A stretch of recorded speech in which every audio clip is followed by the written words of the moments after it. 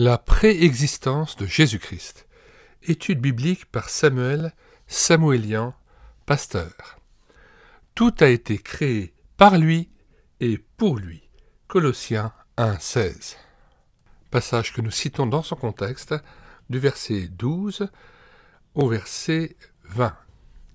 Rendez grâce au Père qui vous a rendu capable d'avoir part à l'héritage des saints dans la lumière, qui nous a délivrés de la puissance des ténèbres et nous a transportés dans le royaume du Fils de son amour, en qui nous avons la rédemption, la rémission des péchés. La rédemption, c'est le rachat de nos fautes, et la rémission des péchés, c'est le pardon des péchés. Il est l'image du Dieu invisible. Jésus-Christ est l'image du Dieu invisible, le premier-né de toute la création. Car en lui ont été créées toutes les choses qui sont dans les cieux et sur la terre, les visibles et les invisibles, trône, dignité, domination, autorité, tout a été créé par lui et pour lui. Il est avant toute chose, et toute chose subsiste en lui. Il est la tête du corps de l'Église, il est le commencement, le premier-né d'entre les morts, afin d'être en tout le premier. Car Dieu a voulu que toute plénitude habitât en lui. Il a voulu, par lui, réconcilier tout avec lui-même, tant ce qui est sur la terre que ce qui est dans les cieux, en faisant la paix par lui, par le sang de la croix. Nous lisons maintenant la préface de Jules Marcel Nicolle. La préexistence de Jésus-Christ peut apparaître à certains comme une question de spéculation théologique sans importance capitale pour nous. En réalité, la vérité biblique est une. Tout s'y tient. L'ouvrage du pasteur Samuelian montre combien la doctrine de la préexistence du Christ est liée aux autres doctrines fondamentales de l'Évangile. Celui qui doute du témoignage biblique sur ce point-là porte atteinte à tout l'édifice de la foi chrétienne.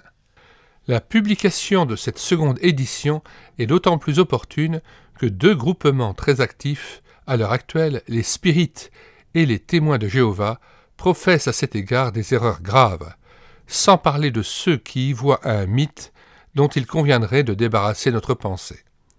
Dans les pages qui suivent, le lecteur trouvera tous les passages bibliques qui rendent témoignage à l'éternité du Fils. Dans les explications simples et judicieuses qui en soulignent la portée, on sent vibrer un cœur rempli d'adoration pour le Sauveur et désireux d'exalter sa gloire aux yeux de tous. Jésus est l'alpha et l'oméga, le premier et le dernier. Qu'à son nom, tout genou fléchisse dans les cieux, sur la terre et sous la terre, et que toute langue confesse qu'il est le Seigneur, la gloire de Dieu le Père. Jules Marcel Nicolle. Introduction de Samuel Samuelian. Nous sommes à une époque où la christologie d'un grand nombre est en opposition avec la révélation biblique. Dans les milieux les plus divers, on parle de Jésus-Christ, mais trop souvent, notre Seigneur est incompris ou inconnu dans sa véritable essence. Souvent même, pour ceux qui se disent chrétiens, le Christ n'est pas le Fils unique de Dieu qu'on adore. À l'heure actuelle, le grand danger pour les églises ne vient pas de la persécution ou du manque de ressources, ou de l'hostilité brutale, franche et déclarée des athées, mais des méthodes subtiles de théologiens qui, avec des apparences de respect et même d'admiration, se sont donné la mission systématique de nier le surnaturel biblique et d'enlever au Sauveur la gloire d'une divinité éternelle. Notre but en traitant ce sujet est de glorifier Jésus-Christ, le Fils unique et éternel de Dieu, et de servir notre prochain. Nous sentons que la pensée et le langage humain sont impuissants à saisir et à exprimer dans toute son étendue le grand mystère d'amour qui s'appelle Dieu éternellement Père et Fils. La notion de la préexistence de Jésus-Christ est d'une importance capitale. Elle est à la base de la doctrine de la divinité du Seigneur.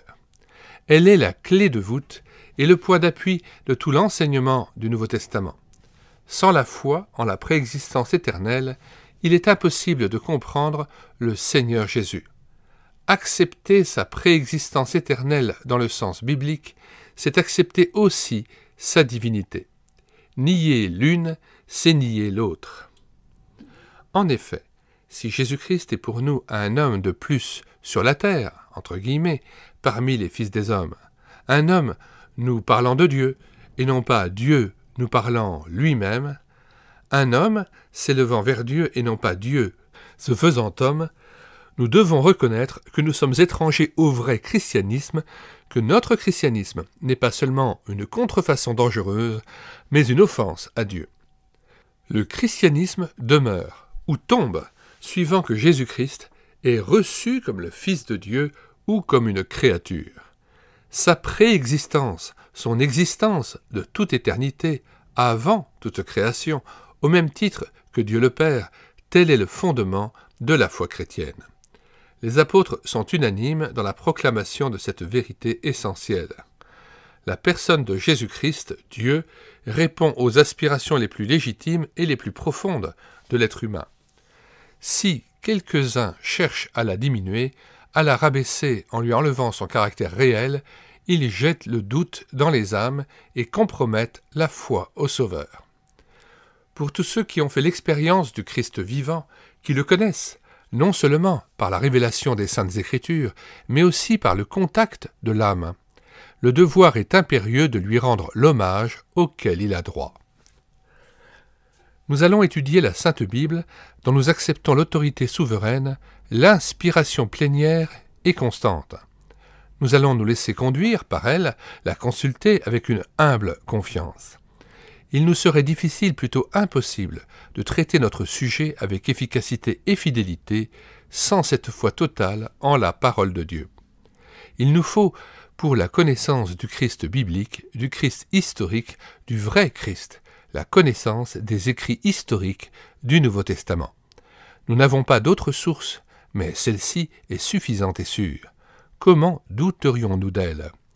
Les écrivains du Saint-Livre sont tous dignes de confiance. Ils nous présentent tous et toujours le même Christ. Sans doute, tous ne considèrent pas la Bible de la même manière. Voici ce que dit le professeur A. Lamorte, André Lamorte. Pour un grand nombre de théologiens, la Bible n'est pas ce qu'elle nous dit qu'elle est, ce que Christ nous dit qu'elle est, la parole de Dieu. De ce fait, elle ne saurait être l'autorité suprême, le critère de la vérité. Les théologiens modernes qui refusent à la Bible son caractère foncièrement surnaturel nous disent « La parole de Dieu est dans la Bible ». Pour Karl Barth, la Bible se présente comme un témoignage à la parole, témoignage qui d'ailleurs ne serait pas exclusif. Dieu peut nous parler, écrit Barth, par le moyen du communisme russe, d'un concert de flûte, d'un bouquet de fleurs ou d'un chien mort. Confère dogmatique, volume 1, tome 1, page 53-54. Le professeur Nieser rend ainsi compte de la pensée de Barth. Lorsqu'il plaît à Dieu de parler aux hommes, et cela dépend à chaque instant et en chaque lieu de son bon plaisir, il lui plaît de se servir du message biblique. La parole biblique devient ainsi, en tel instant fugace et en tel lieu restreint, parole de Dieu. Mais l'instant d'après, dans ce même lieu, elle redevient simple parole humaine, dépouillée de toute espèce de présence sacrée. Confère M. Nieser, Orientation, page 53. Pour Bultmann, tout le cadre historique des évangiles n'est qu'un mythe. Les récits de la nativité, le logos de Jean, logos ça veut dire en grec la parole, le logos de Jean, le baptême, la tentation, la résurrection, l'ascension, tout cela est légendaire. La Bible contient sans doute un message original et divin, une parole de Dieu, mais il s'agit de redécouvrir ce message enfoui sous l'amas des traditions postérieures. C'est pourquoi Bultmann offre aux théologiens une œuvre de démythologisation, de démythisation des évangiles. Serions-nous étonnés s'il restait autre chose de Jésus dans la théologie de Bultmann qu'un mystérieux personnage qui se cache derrière l'histoire avec une indescriptible imprécision. La parole de Dieu est dans la Bible, formule subtile qui livre la parole de Dieu au seul critère humain. Chaque lecteur de la Bible est appelé à découvrir cette parole selon son jugement personnel au gré de sa raison, de ses sentiments, de sa foi ou de son incrédulité. Ce qui est pour les uns une parole de Dieu ne l'est pas pour les autres. La parole éternelle, page 23 à 25. Avec une telle manière de concevoir la Bible, que peut devenir la foi en la préexistence éternelle de Jésus-Christ? Pour nous, nous croyons que la Bible est tout entière la parole de Dieu. Nous le croyons avec l'apôtre Paul. Toute l'Écriture est divinement inspirée de Timothée 3,16, que nous citons.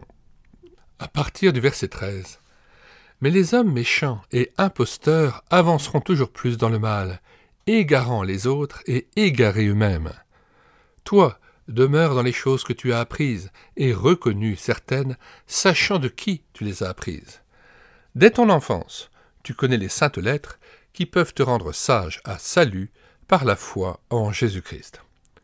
Toute écriture est inspirée de Dieu et utile pour enseigner, pour convaincre, pour corriger, pour instruire dans la justice, afin que l'homme de Dieu soit accompli et propre à toute bonne œuvre. » Retour au texte. L'inspiration divine de toute la Bible n'est pas pour nous un problème. Nous croyons que Dieu est capable d'inspirer, au cours de 15 siècles, des hommes de tempéraments et de conditions diverses pour faire connaître aux hommes sa volonté, son amour rédempteur, en un mot, Jésus-Christ, son Fils unique et éternel. Si nous n'acceptons pas, par la foi, l'inspiration plénière des Saintes Écritures, non seulement Jésus-Christ, mais tout le reste de l'enseignement biblique devient un problème insoluble. Ce n'est pas d'aujourd'hui que l'inspiration des Saintes Écritures et la préexistence éternelle de Jésus-Christ sont mises en cause. Dès les premiers siècles de l'ère chrétienne, nous retrouvons les mêmes négations et le même discrédit jeté sur la parole faite chair et la parole de Dieu écrite. Vers l'an 319, tandis que l'évêque d'Alexandrie en Égypte soutenait devant une assemblée ecclésiastique que la dignité du Fils est égale à celle du Père et que son essence est la même, Arius le contredit publiquement et déclara que le Fils a eu un commencement, qu'il n'a pas toujours existé, qu'il a été créé, fait de rien, qu'il est d'une substance ou essence différente de celle du Père, qu'il est sujet au changement et susceptible, par son libre arbitre, de vice ou de vertu. Arius et ses disciples adressèrent aussi une lettre à l'évêque de laquelle nous extrayons ces lignes. Nous confessons 3 personnes, le Père, le Fils et le Saint-Esprit. Mais Dieu, comme le cœur de toute chose, est seul exempt de principe. Il a été avant le Christ, et ce Christ n'est ni co-éternel, ni co-inengendré avec le Père. Arius écrit encore « Jésus-Christ est Dieu lui-même et immuable », mais il ajoute « Il n'était point avant qu'il eût été engendré ou formé ». Arius fut d'abord condamné par le concile de 321 tenu à Alexandrie. Ce concile disait « Le Fils est éternel comme le Père qui lui est absolument semblable. Dieu n'a précédé son Fils d'aucun moment, d'aucune idée. » Au concile universel de Nicée en Bithynie, en l'an 325, auquel assistèrent 318 évêques d'Orient et d'Occident, la doctrine d'Arius fut définitivement condamnée et la doctrine orthodoxe à l'égard de la préexistence du Fils fut ainsi formulée. Nous croyons en un seul Dieu Père Tout-Puissant qui a fait toutes les choses visibles et invisibles, et en un seul Seigneur, Jésus-Christ, le Fils unique de Dieu, engendré du Père, c'est-à-dire de la substance du Père, Dieu de Dieu et lumière de lumière, Dieu véritable de Dieu véritable, engendré et non fait, consubstantiel au Père, par lequel toutes choses ont été faites au ciel et sur la terre, qui est descendu, s'est incarné, et s'est fait homme pour nous et notre salut, qui a souffert, qui est ressuscité le 3e jour, qui est monté au ciel et qui viendra juger les vivants et les morts, et nous croyons au Saint-Esprit. À la suite du concile, Arius fut exilé en Illyrie. L'Église des premiers siècles s'est bien rendu compte du danger des doctrines négatives et subtiles d'Arius. Elle a lutté de toutes ses énergies pour la vérité. C'est autour de la personne de Jésus-Christ que se déroulèrent toutes les controverses et tous les conciles. si la doctrine d'Arius avait été victorieuse, le christianisme aurait disparu depuis longtemps. Mais, au-dessus des hommes, Dieu règne. Le Père et le Fils, éternellement inséparables, veillent sur ceux qui d'un cœur sincère veulent les glorifier. Calvin fut aussi aux prises avec les négateurs de la préexistence éternelle de Jésus-Christ. Dans son Institution chrétienne, livre 1, chapitre 13, paragraphe 18, il déclare que l'éternité du Père est aussi l'éternité du Fils et de son Esprit. Et qu'en l'éternité, il ne faut chercher premier ni second. Au paragraphe 8 de ce même chapitre, il dit de ceux qui tenteraient de limiter la préexistence du Fils, ils n'osent ouvertement lui ravir sa divinité, aussi lui dérobent-ils son éternité en cachette. Voir appendice, page 115. Le terme de préexistence est employé par des sectes, tels le spiritisme, les Rose-Croix et d'autres sectes. Ces groupements parlent de réincarnation, doctrine d'après laquelle nous serions sur la Terre des continuations d'existence antérieures, des esprits qui s'incarnent en attendant de se désincarner. Mais le terme préexistence attribué à l'homme est impropre. L'être humain n'existe pas avant sa naissance sur la Terre. L'homme ne commence à vivre que sur la Terre au moment de sa naissance. Sans doute, quand nous naissons ici-bas, nous sommes chacun de nous une pensée de Dieu, une espérance de Dieu. Avant l'œuvre, le divin ouvrier a conçu son ouvrage. Pour chaque homme, Dieu a eu un plan, un projet. Ce qui a préexisté, c'est le projet et non l'objet. De même qu'un peintre, avant d'exécuter un tableau, voit à l'avance dans sa pensée sa toile, ce qui ne veut pas dire que sa toile existe. Ainsi, le terme préexistence appliqué à l'être humain ne signifie rien, car une œuvre ne peut exister avant d'avoir été faite. C'est dans le sens que nous venons d'indiquer que Dieu pouvait dire à Jérémie « Avant de te former dans le sein de ta mère, je te connaissais. Avant ta naissance, je t'avais consacré, je t'avais désigné comme prophète des nations. » Jérémie 1, verset 5. Cela ne voulait pas signifier que Jérémie existait avant sa naissance, mais cela voulait dire qu'avant sa naissance, Dieu avait prévu pour Jérémie une tâche particulière. Jusqu'à un certain point, Dieu est tout-puissant pour réaliser son dessein. Ainsi le choix du sexe, le milieu où l'enfant naîtra. Mais après, le plan de la providence divine peut être, du fait de la liberté humaine, soit contrecarré, soit réalisé. C'est ainsi que l'on comprend les vocations particulières pour le service du Seigneur. Mais toujours, le Dieu amour a une pensée d'amour pour tous les êtres humains qui naissent ici-bas. Nous n'avons pas préexisté à notre vie terrestre, mais nous avons été prédestinés au salut, prédestinés à la vie par la foi en Christ. Si nous sommes dans la mort spirituelle, la faute en est à nous-mêmes. C'est que nous n'avons pas voulu croire et obéir à la voix du Seigneur pour suivre son plan à notre égard. Mais nous ne pouvons appliquer à Jésus-Christ cette notion juste pour l'homme, car la conception biblique de la préexistence nous le présente, non préexistant dans la pensée de Dieu, mais préexistant réellement, personnellement, éternellement. Ainsi, le terme préexistence est employé par des sectes qui professent la fausse doctrine des réincarnations et qui n'ont point de peine à croire en la préexistence de Jésus-Christ, puisque d'après eux, chaque être humain sur la terre est l'incarnation d'une âme qui a déjà vécu soit en ce monde, soit en un autre. Pour le spirit, il n'y a pas de différence entre Jésus-Christ et un homme, sinon que Jésus-Christ fut l'incarnation d'un esprit arrivé à un certain degré de perfection. La préexistence, dans le sens spirit, attribuée au Seigneur, est le pire des blasphèmes. Attribuée à l'homme, elle est une atteinte à la personnalité, car la vie présente devient une punition, un esclavage des prétendues existences antérieures qui rendent l'homme responsable des fautes dont il ne se souvient pas et qu'il n'a pas commises ici-bas. Cette doctrine est une insulte à Dieu et à l'homme. Cette doctrine, comme toutes celles qui ont une fausse notion du péché, exalte la conception païenne du salut par l'effort humain, par l'expiation humaine. Voici ce qu'un spirit notoire, dans ses leçons de spiritisme aux enfants, dit. Pourquoi les esprits s'incarnent-ils ? Pour travailler à s'élever dans l'échelle intellectuelle et morale des êtres, pour expier les fautes commises dans les incarnations antérieures et s'améliorer ainsi par l'épreuve, la souffrance et le travail. Ainsi tous les hommes sont des esprits incarnés tous. D'après cette théorie, Jésus-Christ serait un esprit qui aurait déjà paru sur la terre ou sur une autre planète. Le spiritisme fait du Seigneur une créature humaine en progrès, il ne parle nullement de sa divinité éternelle.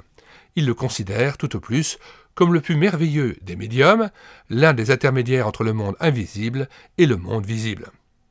Allan Kardec va jusqu'à faire du Seigneur un prophète du spiritisme. Il écrit « Moïse a labouré, Christ a semé, le spiritisme vient récolter. » Non, Jésus-Christ n'est point un médium, mais le seul médiateur, le seul rédempteur. Lui seul nous rachète de nos péchés. Il n'a rien de commun avec le spiritisme. Il n'est point un homme amélioré ou un homme qui s'améliore. Il est le Fils unique et éternel de Dieu fait homme. Arrêtons-nous enfin sur l'association entre guillemets qui se donne pour titre les Témoins de Jéhovah. Cette association a vu le jour vers 1884 aux États-Unis sous le titre de Société de Bible et traité la Tour de Garde. Les adeptes de cette société se sont appelés Témoins de Jéhovah à partir de 1931. Très entreprenants par leur publication, surtout centrés sur le retour de Christ, mais avec des thèses invraisemblables, très actifs par leur visite à domicile, ces témoins, entre guillemets, en tordant le sens des Saintes Écritures, luttent avec acharnement contre la personne éternellement divine de Jésus-Christ. Pour eux, le Seigneur est le chef des témoins de Jéhovah, le témoin principal de Dieu, la première création de Dieu. Selon eux, ce premier témoin ne peut donc être Dieu et sa préexistence est limitée dans le temps. Cette secte cite les passages de l'Apocalypse, chapitre 1, verset 5 et chapitre 3, verset 14, où le Seigneur est appelé le témoin fidèle et véritable. Mais cette désignation n'enlève rien à sa divinité éternelle. L'apôtre Jean, dans tout l'Apocalypse, rend hommage à la divinité éternelle du Fils de Dieu en le mettant au rang du Père et du Saint-Esprit comme source de grâce, de vie, de salut et de paix. Apocalypse 1, versets 4 à 5. Jésus est non un témoin, mais le témoin fidèle, et non à la manière des créatures, mais comme le Fils éternel qui révèle le Père aux hommes. Il dit à Nicodème, « En vérité, nous disons ce que nous savons, et nous attestons ce que nous avons vu. Et vous ne recevez point notre témoignage. Si vous ne croyez pas quand je vous parle des choses terrestres, comment croirez-vous lorsque je vous parlerai des choses célestes ? Celui qui vient du ciel est au-dessus de tous. Il atteste ce qu'il a vu et entendu. » Jean 3, versets 11 à 12 et verset 32. Nous pourrions citer aussi, dans le même ordre d'idées, Jean 8, versets 26, 28 et 40. Nous citons Jean 8, versets 25 à 28. « Qui es-tu » lui dirent-ils. Jésus leur répondit, « Ce que je vous dis dès le commencement. J'ai beaucoup de choses à dire de vous et à juger en vous. Mais celui qui m'a envoyé est vrai, et ce que j'ai entendu de lui, je le dis au monde. » Ils ne comprirent point qu'il leur parlait du Père. Jésus donc leur dit, « Quand vous aurez élevé le Fils de l'homme, alors vous connaîtrez que je suis. » Entre parenthèses, Christ reprend l'expression de l'Éternel lorsqu'il s'adresse à Moïse, « Je suis celui qui suis. » Alors vous connaîtrez que je suis et que je ne fais rien de moi-même, mais que je parle selon ce que le Père m'a enseigné. Celui qui m'a envoyé est avec moi, il ne m'a pas laissé seul, parce que je fais toujours ce qui lui est agréable.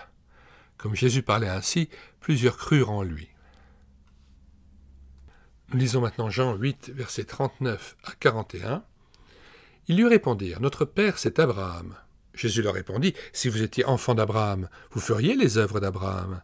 Mais maintenant vous cherchez à me faire mourir, moi qui vous ai dit la vérité que j'ai entendue de Dieu. Cela, Abraham ne l'a point fait. Vous faites les œuvres de votre père. Ils lui dirent, nous ne sommes pas des enfants illégitimes, nous avons un seul père, Dieu. Verset 42, Jésus leur dit, si Dieu était votre père, vous m'aimeriez, car c'est de Dieu que je suis sorti et que je viens. Je ne suis pas venu de moi-même, mais c'est lui qui m'a envoyé. Enfin, nous citons Jean 8, versets 54 à 59. Jésus répondit, « Si je me glorifie moi-même, ma gloire n'est rien.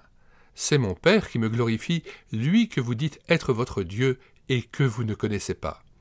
Pour moi, je le connais, et si je disais que je ne le connais pas, je serais semblable à vous, un menteur.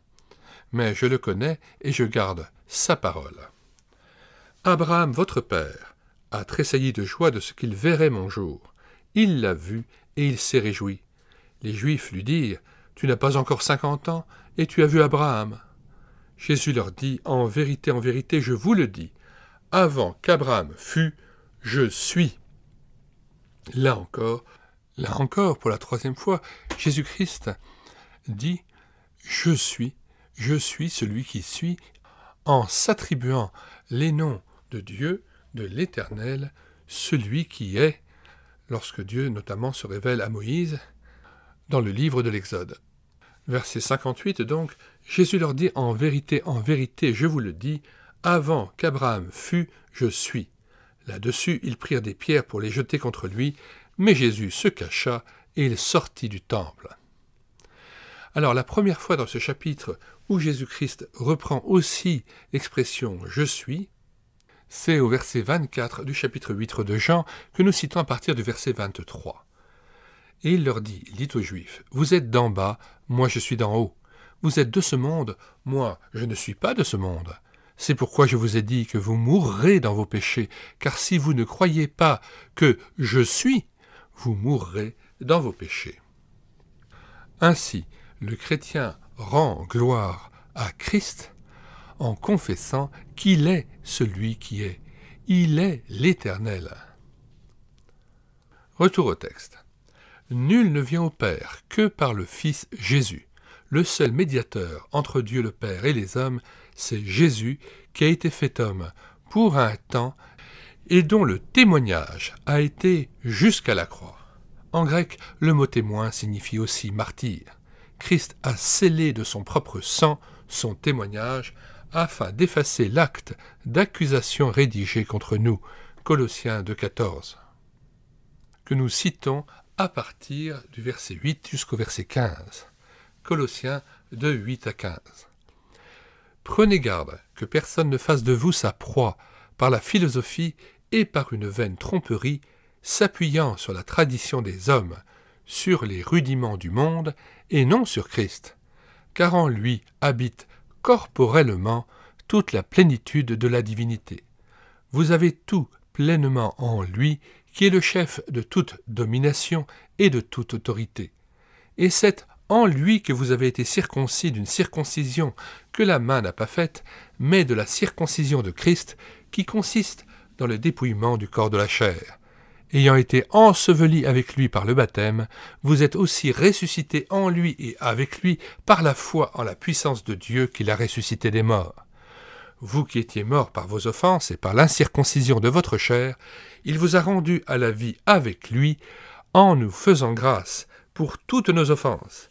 Il a effacé l'acte dont les ordonnances nous condamnaient et qui subsistait contre nous, et il l'a détruit en le clouant à la croix.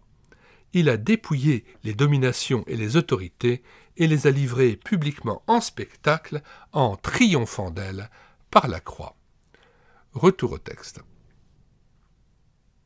Au sujet du prologue de l'Évangile selon saint Jean, prologue si embarrassant pour les témoins de Jéhovah, ceux-ci citent la version de la Bible du centenaire, publiée en 1928 par la Société biblique de Paris, et le Nouveau Testament traduit par M. Maurice Gogel et Monnier, 1929, qui donne pour Jean 1, verset 1, un texte fort tendancieux. Le Verbe, la parole, le Logos était un être divin. Ils utilisent également certaines versions anglaises et allemandes qui donnent pour ce même texte des versions qui évitent de dire clairement que la parole était Dieu. La version anglaise, The New English Bible, 1961, dit par exemple « Et ce que Dieu était, la parole l'était ». Ou encore dans une autre version, « La parole était divine ». Il est évident que le texte grec de Jean 1, verset 1, facile à traduire, ne peut être que « Au commencement était la parole, et la parole était avec Dieu, et la parole était Dieu ». L'apôtre ne veut pas attribuer à la parole un état intermédiaire entre Dieu et la créature. La parole est, dans le prologue de Jean, autre chose que ce que disent les témoins de Jéhovah, le plus parfait des hommes ou le plus élevé des anges. La parole est éternellement Dieu, comme le Père, personnel comme lui et un avec lui. Les témoins de Jéhovah, repoussant la divinité éternelle de Jésus-Christ, condamnent par conséquent la doctrine fondamentale de l'enseignement biblique concernant la Trinité. Pour eux, le Saint-Esprit n'est pas Dieu lui-même, Dieu pouvant habiter en nous pour nous transformer, nous sanctifier. Il n'annonce donc pas le salut par la foi en Jésus Sauveur, Dieu fait homme par amour pour les hommes, afin de les sauver par sa mort expiatoire, et ils ne peuvent parler de la régénération de l'âme par le Saint-Esprit. Du reste, la notion du péché selon la Bible, la condamnation dans laquelle se trouve l'homme, est laissée de côté et pour cause. Il n'y a pas de rédempteur pour eux en Jésus-Christ. Les termes d'expiation ou de rédemption que nous trouvons si souvent dans les Écritures ne sont pas utilisés par les témoins de Jéhovah ou dans un sens tout différent. Lorsqu'ils parlent de la mort de Jésus, ils disent « la mort sacrificatoire ». Leur doctrine de la rédemption est des plus bizarres. Selon eux, le sacrifice de Jésus-Christ sur la croix répare la faute d'Adam. Cette rançon permet aux hommes, après avoir vécu sur la terre une première fois, de ressusciter pour subir une nouvelle épreuve ici-bas, dans des conditions plus favorables que le premier Adam au paradis. Adam ignorait toutes les conséquences du péché, tandis que l'homme ressuscité saura à quoi s'en tenir. Par cette réincarnation, les ressuscités obéissants pourront acquérir la vie sans fin. Au fond, d'après cette conception, dit le professeur Gilles-Marcel Nicolle, Jésus n'aurait pas vraiment porté nos péchés sur la croix. Il aurait souffert pour le péché d'Adam. Notre salut ne serait pas dû uniquement à ses mérites, mais à la manière dont nous saurions profiter de la seconde chance qui nous est offerte. La rançon pour tous, donnée par l'homme Jésus-Christ, ne donne ou ne garantit à aucun homme la vie ou la bénédiction éternelle, mais elle donne et garantit à chaque homme une autre opportunité ou épreuve pour la vie éternelle. Les témoins de Jéhovah, par Gilles-Marcel Nicolle, extrait de Le plan de Dieu, chapitre 9, page 180 à 163, publication des Témoins. Les écrits de cette secte ont pour triste but de détruire la foi au vrai Christ que Paul appelle notre grand Dieu et Sauveur Jésus-Christ. Tite 2, verset 13. Comme la foi en Dieu le Saint-Esprit, troisième personne de la Sainte Trinité. Ces témoins, entre guillemets, qui n'ont rien de chrétien, sont donc de faux témoins de Jéhovah. Nous terminons donc cette introduction par la lecture de Tite 2, versets 11 à 14. Car la grâce de Dieu, source de salut pour tous les hommes, a été manifestée. Elle nous enseigne à renoncer à l'impiété et aux convoitises mondaines, et à vivre dans le siècle présent selon la sagesse, la justice et la piété. En attendant la bienheureuse espérance et la manifestation de la gloire du grand Dieu et de notre Sauveur Jésus-Christ, qui s'est donné lui-même pour nous, afin de nous racheter de toute iniquité et de se faire un peuple qui lui appartienne, purifié par lui et zélé pour les bonnes œuvres. Dis ces choses, exhorte et reprends avec une pleine autorité, que personne ne te méprise. Fin de l'introduction de Samuel Samuelien. Vous trouverez dans les commentaires de cette vidéo le lien de téléchargement gratuit de son ouvrage intitulé « La préexistence de Jésus-Christ ». Vous y trouverez aussi le lien de téléchargement d'un autre ouvrage de Samuel Samuelian intitulé « Jésus-Christ est-il mort sur la croix pour tous ? Simple entretien sur la double prédestination », ainsi que le lien vers d'autres ouvrages ou d'autres playlists d'ouvrages que nous vous recommandons. Les téléchargements se feront à partir du site internet médiathèquechrétienne.fr, site que nous avons bâti afin d'assurer la réédition numérique gratuite des ouvrages chrétiens épuisés et non réédités, comme l'était cet ouvrage. Nous en sommes à plus de 1400 ouvrages dont nous avons assuré la réédition numérique. Alors, ne tardez plus, sur la barre de recherche Google, vous écrivez tout simplement médiathèquechrétienne.fr, tout attaché et sans accent. Une fois arrivé sur le site, vous cliquez sur « Livre à télécharger », puis vous faites une recherche par ordre alphabétique d'auteur. Si vous voulez connaître les vidéos que nous produisons quotidiennement sur cette chaîne YouTube et l'écouter sa parole, abonnez-vous à cette chaîne afin de profiter de plus de 1000 cantiques que nous avons mis en parole, de la présentation de centaines d'ouvrages dont nous vous conseillons le téléchargement gratuit sur médiathèquechrétienne.fr, mais aussi plus de 80 BD tournesol que nous avons lus et filmés avec caméra de document et plus de 70 audiobooks que nous avons pris en charge pour vous. Nous terminons cette vidéo par un cantique de la mission Timothée avec des cris de joie, numéro 7, 8, 9, 10, CD 1, cantique intitulé « Le Fils est l'image du Dieu invisible ».